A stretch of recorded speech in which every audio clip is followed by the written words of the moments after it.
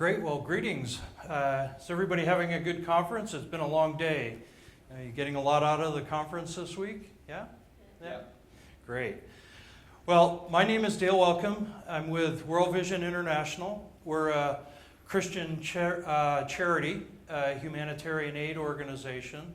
And I'd like to take you through the journey that we've been on for the last 3.5 years with our technology and HRIS implementation. But to get started, let me introduce you to World Vision.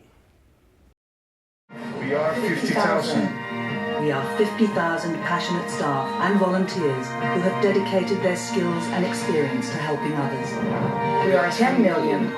We are 10 million committed supporters who know that we are making a real and lasting change in children's lives.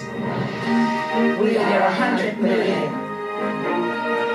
We are 100 million people in towns, villages and cities throughout the world, working hard every day to build a better life for our children. We are one, a global community of people committed to improving the lives and futures of the world's most vulnerable boys and girls. We are World Vision. For children. For change. For life.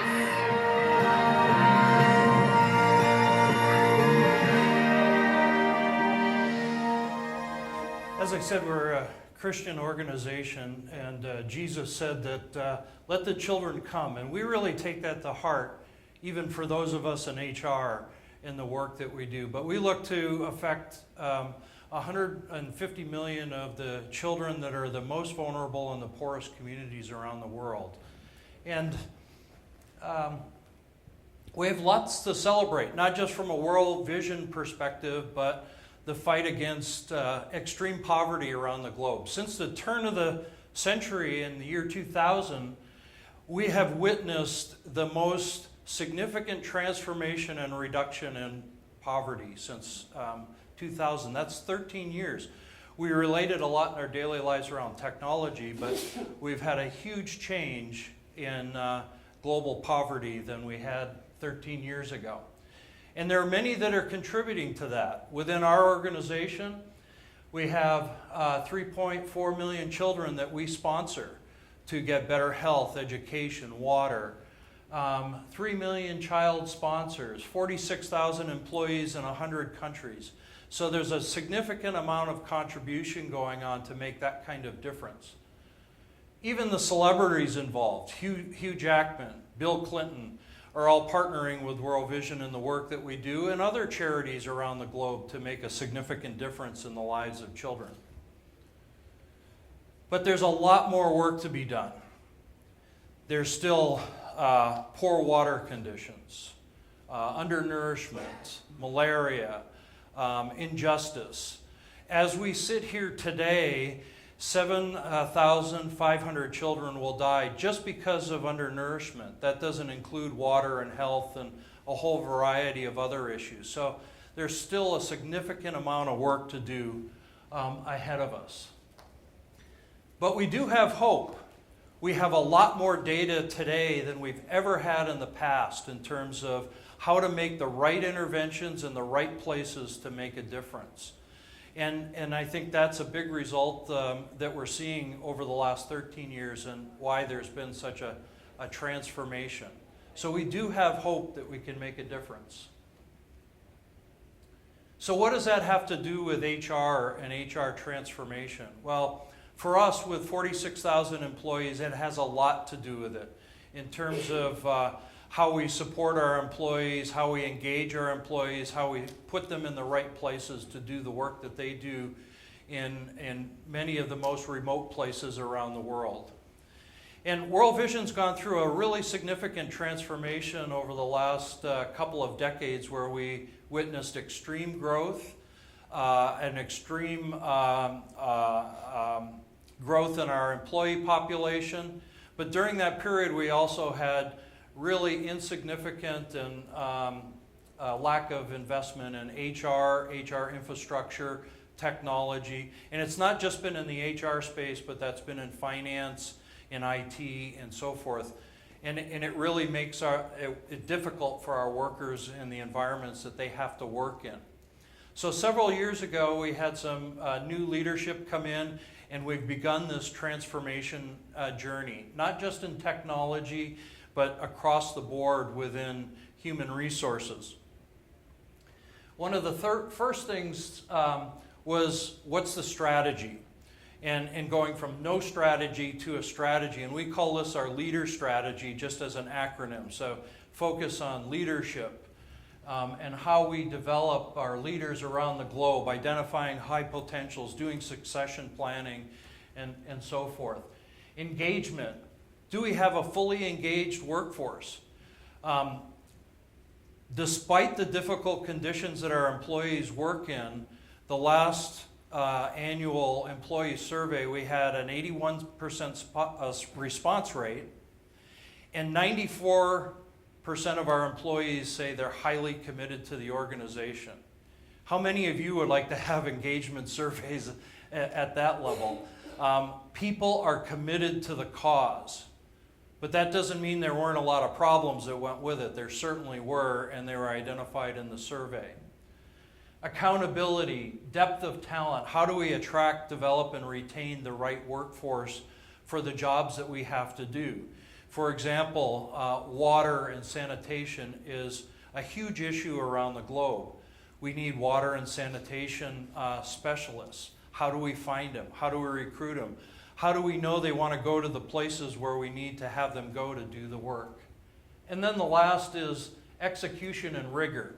And that's around how we plan and execute our projects, deliver our services, and that we do it in a way that is strategic and professional within the P&C organization and has an impact throughout our organization. So all of these strategies are in play and in development and being worked on, and we've seen vast improvement. I've been with World Vision for 3.5 years, and I've seen vast improvement in those areas since I've been there. But it's the last strategy that I play in, that I work in, that I'm going to talk to you about. And that's about implementing a single global HRIS system. Because before I started, we had no system. We had 100 countries, 46,000 employees spread around the globe, and processes are on paper, employee records are on paper, maybe on Excel spreadsheets, maybe a few countries had a system. And we embarked on this journey to deliver a single HR system. So I want to introduce you to Our People. Our People is our cloud-based solution. We've partnered with Medicuatro from Spain to implement some technology for us in the HR space. We started on the original journey to just start out with the basics, to implement and just get organizational data and people data, some reporting data, data around absence, so employees could request an absence and their manager could approve it, and do all of that through self-service. That's where we started. And it's been a really great strategic relationship with Metaphor in that they've been with us on this journey for the last 3.5 years supporting us. And we couldn't have done it without them. We went through the typical processes that you go through in a project where you go and try to get business requirements and global standards. If you can imagine trying to sort out the diverse policies and procedures and processes and lack of data that we had across 100 countries and then say, this is the standard way we're going to do it. It was a huge challenge and took us months to do that. And then to get agreement on it. We went through testing. We got the application up and running and it was available and we're ready to load data. We went through the testing process. Through the testing process was the one point where we brought in an implementation partner, Accenture, to help us through that. Other than that, we've done this pretty much on our own, except for the help that we've got from Metaphor on the technology side. So in the last 3.5 years, in the middle of that, we took about 15 months where we did a global rollout. We didn't do a big bang approach. We did a global rollout and went from region to region and implemented it. We'd go into a region, do some training, and then the countries would have about a 20-week window to go out, gather their data, put it together, make configuration decisions, get the system set up. We'd load the data, and then they would be trained and off the go to run the system in their country. I had a team of 10 people that guided the countries through that process as we did it. And over that course of 15 months, we got 30,000 employees and about 70 offices on the system. We don't have everybody there yet. We're looking to bring the rest of the organization on in 2014, but we're getting there. We've made really significant progress. And I think back the first month that I started at World Vision, and I had been there for about a month, and this was in February 2010. So if you remember your history, in January 2010 was the Haiti earthquake. Just devastated that country. I come on board, and within that month, I'm in a meeting with the national director from Haiti, who runs our operations there. And he went through his story of the earthquake and how they were trying to recover. We had 900 workers there. There were several days that he didn't even know if his family was alive or buried in the apartment complex where his wife and children lived. But his 900 employees, he didn't know where they were either those initial days, because all of their records were on paper and filing cabinets in a building they couldn't access because they were afraid it was going to fall over. So that's a significant example, but not all that unusual in a lot of our offices in terms of the data that they had to put together in order for us to implement it. So that was a huge challenge for us to collect that data, get it accurate, and get it into the system. And we were just delighted to get through 30,000 employees, given those circumstances. Some countries would have to go out and solicit employees directly and ask them for the details that we were looking for. So that was a bit of what we had to go through in that process. Since then, we're starting to add additional functionality. Next month, we'll have cash compensation up and running.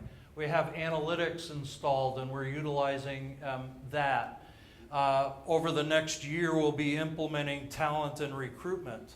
And again, going out to a global rollout region by region and implementing our recruitment processes. So we're making a lot of progress where we started from very little to nothing to we're really starting to feel like we've got something special for us.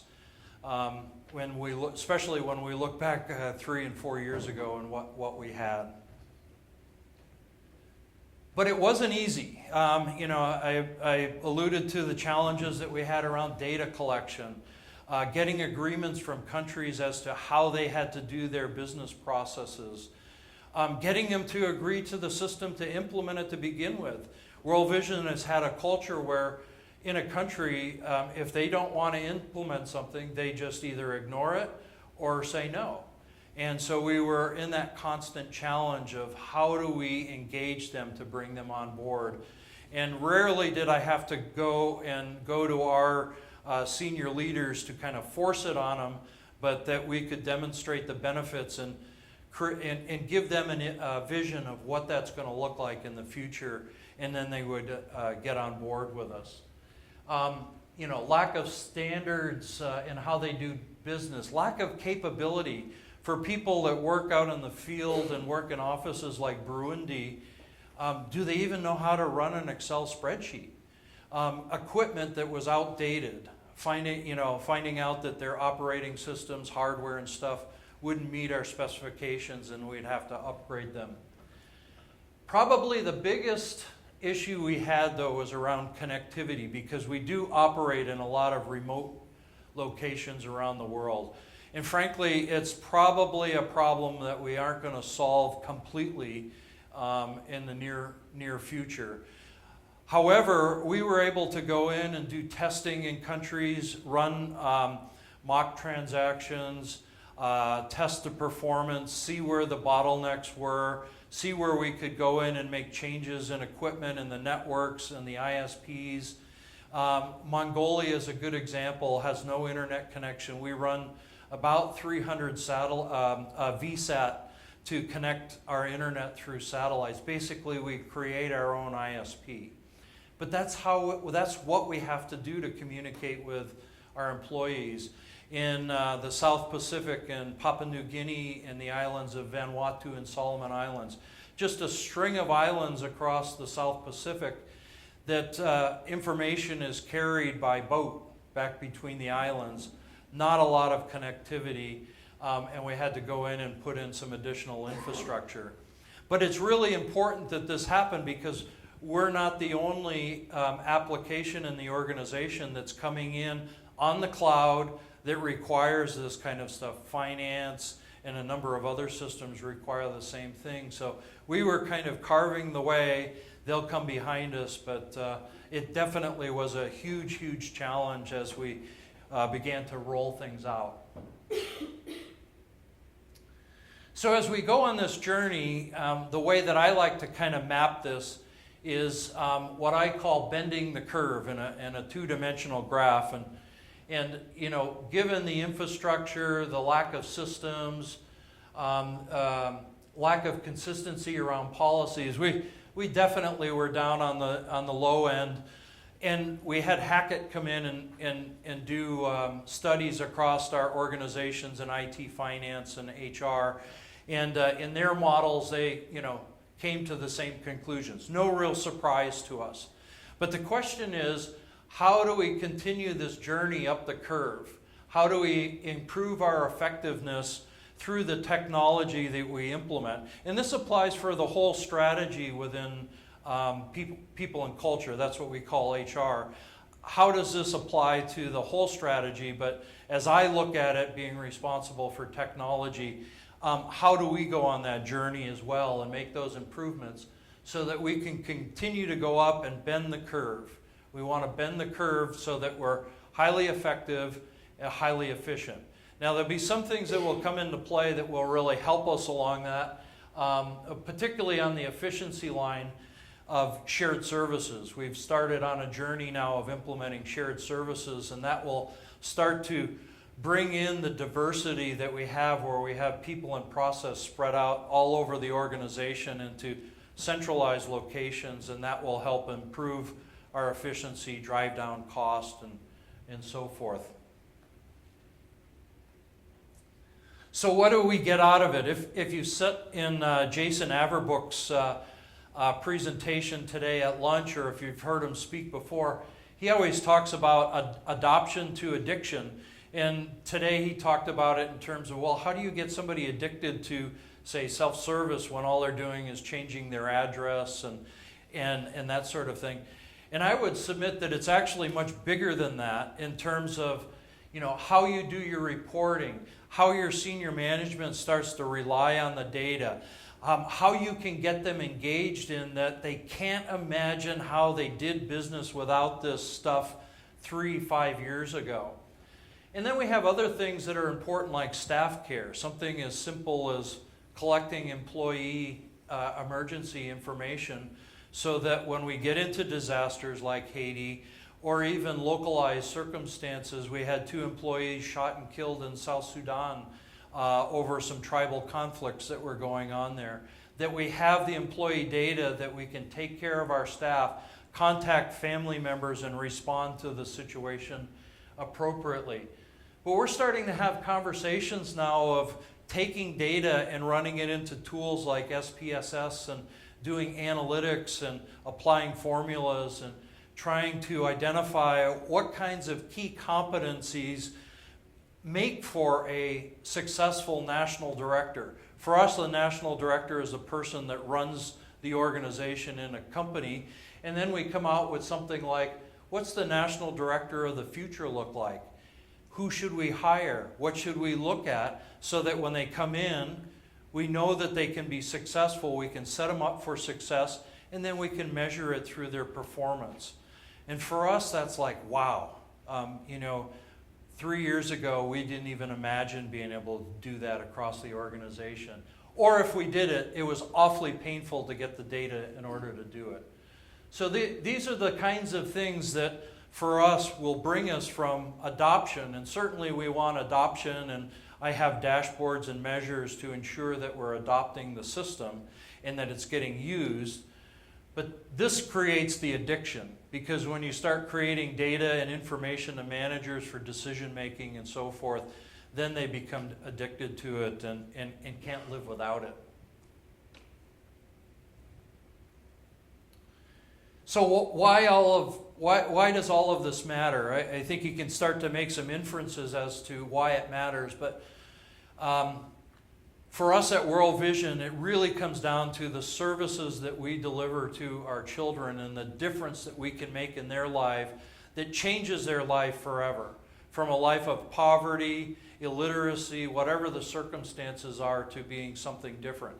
So I use the example of South Sudan, population 10.6 million, just a little bit over 50% of a poverty rate.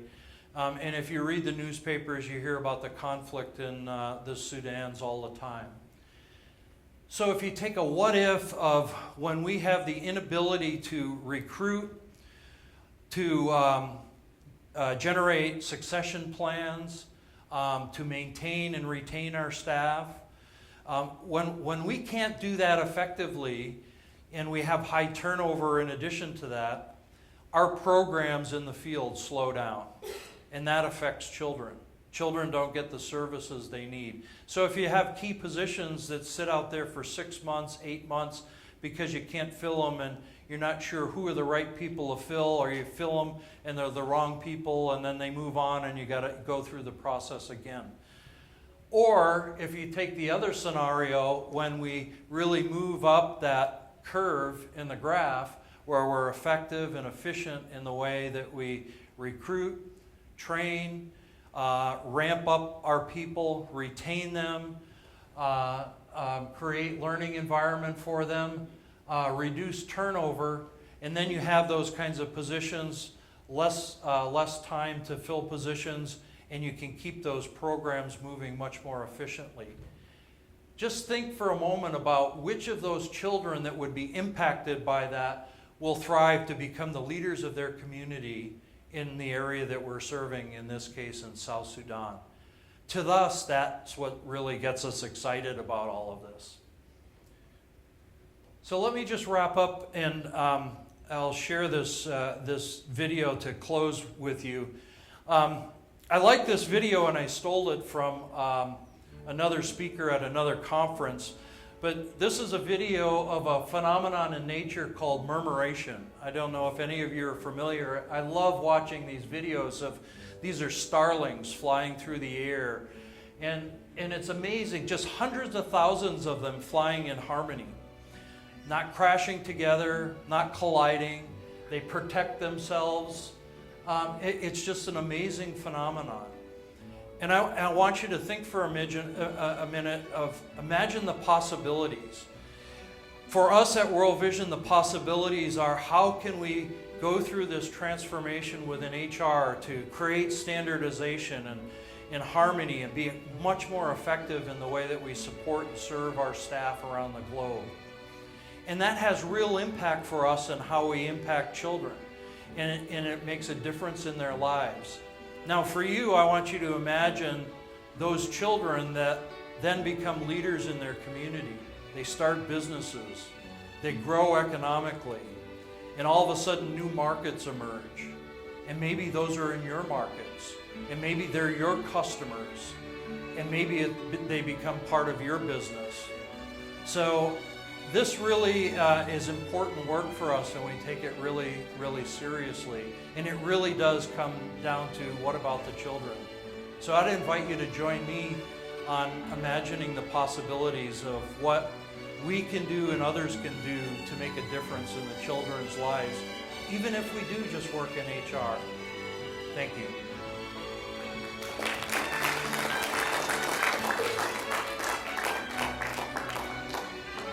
Are there any questions? I just want to say that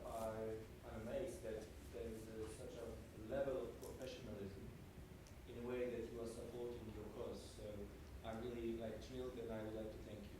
Thank you, thank you.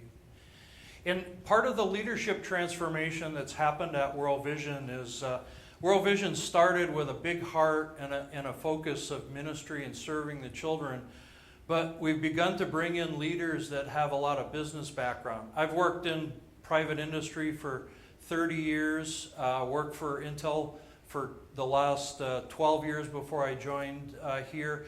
And many of our leaders are the same, including our CEO, our Chief People Officer, and down. And that has really been the impetus to make that transition, to really make us a professional organization and work and behave our size, 46,000 employees. So thank you very much for that compliment. I've worked for a similar organization such as yours, and my experience is that people join an organization because they want to work for a good cause, and that's also private business. And with that comes also certain resistance to policies and everything that's normal in the business culture. Also, if you work a lot with volunteers in an organization as that, how did you manage that in terms of change management in this country? That was really difficult, and you're precisely right as we went out to the countries, and it took a lot of selling, a lot of communication. But the one key at World Vision that is so important for us is relationship. And establishing those relationships. So when we went out and did our workshops and implementation, it was absolutely critical that we went out, that I was out there, that I was meeting with people. And I'll give you an example. We had a person in South Africa that was a major resistor when we came out and implemented in her region. And we've worked with her. We've gone above and beyond to maintain the relationship, find out what the issues were, and help her. And I just happened to see her in Los Angeles last week when she was there for some training. She came up to me and gave me a big hug. Their data from their dashboard in their country and regions is completely turning around. And now we have a bond like none other. And that was really the key. You couldn't go out and just do communications and typical marketing change plans. It had to include relationship. And that's what I think makes a difference for us. Yeah. Other questions or comments? One last question. Are you also supported by large multinationals in terms of services, advice for your organization? We are, in terms of pro bono work, whether it be on a professional services side. The work we did at Accenture was not free, but significantly reduced price. And that's the only way we could afford them. And through multinationals in terms of gifts in kind, goods. We work with corporations where we know we need certain kinds of goods, and we work with them to where they give us goods to our specifications, and that becomes their gift to us. So we do work pretty extensively with that, and it's pretty critical as part of our delivery of service.